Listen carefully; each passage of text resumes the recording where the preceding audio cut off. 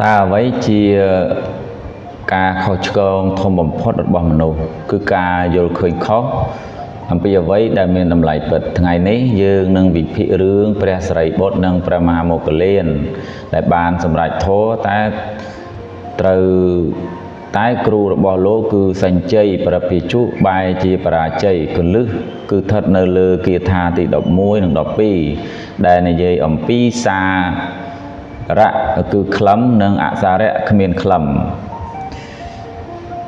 ឧបទេសៈគឺសិរីបុត្រនិងកោលិតមោគលានធ្លាប់ជាសិស្សរបស់សញ្ជ័យប្រភិជុដែលមានឈ្មោះបោះសម្លេងប៉ុន្តែនៅពេលឧបទេសៈស្ដាប់អរិយសច្ចកថាពីព្រះអសិជិតថេរលោកក៏បានយល់ឃើញខ្លឹមសារពិតសារៈរបស់ធម៌លោកបានត្រឡប់មកពន្យល់សម្លាញ់របស់ខ្លួនរហូតបាននាំគ្នា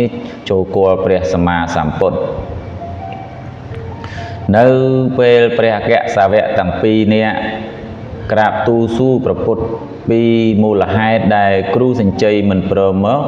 ព្រះសាស្តាទ្រង់ត្រាស់នៅបគាថាទី11ដែលឆ្លុះបញ្ចាំងអំពីការវង្វេងរបស់គ្រូសញ្ជ័យ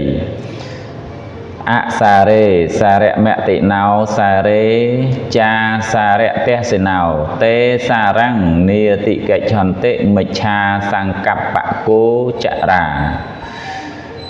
សញ្ជ័យប្រភិជុយល់ឃើញថាលទ្ធិរបស់ខ្លួនដែលជាធម៌គ្មានក្លឹមអសារៈថាជាមោក្ខធម៌ពិតសារៈហើយយល់ឃើញថាព្រះពុទ្ធសាសនាដែលជាធម៌មានក្លឹមថាជាគ្មានក្លឹមដោយសារការយល់ខុសនេះឯងទើបលោកមិនបាននៅធម៌ដែលមានក្លឹមហើយក៏បដិសេធមិនព្រមមកគល់ព្រះសម្មាសម្ពុទ្ធ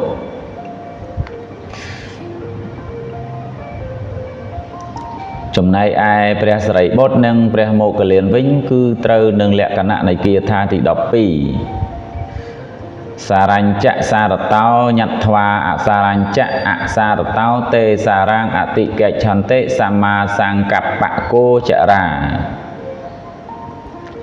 ជនទាំងឡាយតែងយល់ឃើញនៅធម៌មានក្លឹមថាធម៌មានក្លឹមផងជាអ្នកមានតម្រេះត្រូវជាអារម្មណ៍រមែងបាននៅធម៌ដែលមានក្លឹមរឿងនេះបង្រៀនយើងថាការស្វែងរកធម៌មិនសំខាន់ត្រឹមតែការខិតខំប៉ុណ្ណោះទេតែសំខាន់ជាងនេះគឺសម្មាសង្កប្បៈការត្រេះរិះត្រូវប្រសិនបើយើងយល់ឃើញតម្លៃខុសយើងនឹងប្រឹងប្រែងខុសផ្លូវចូលយើងរៀនពីព្រះអគ្គសាវកទាំងពីរអង្គស្វែងរកនៅខ្លឹមសារពិតនោះយើងនឹងទទួលបាននៅមោក្ខធម៌ធម្មទាននេះសូមអនុមោទនាខ្ញុំសូមគោរពដល់វិគិនីខ្មែរដែលបានចងក្រងនៅអត្ថបទនេះហើយសូមដឹងគុណដល់លោកជុននីដែលបានរៀបចំថែរក្សាវេបសាយសម្រាប់ផ្សព្វផ្សាយពធណដ្ឋិសន្តិប្រាំងសុខੰពុំមានសេចក្តីសុខដទៃក្រៅអំពីសេចក្តីស្ងប់ឡើយសូមអនុមោទនា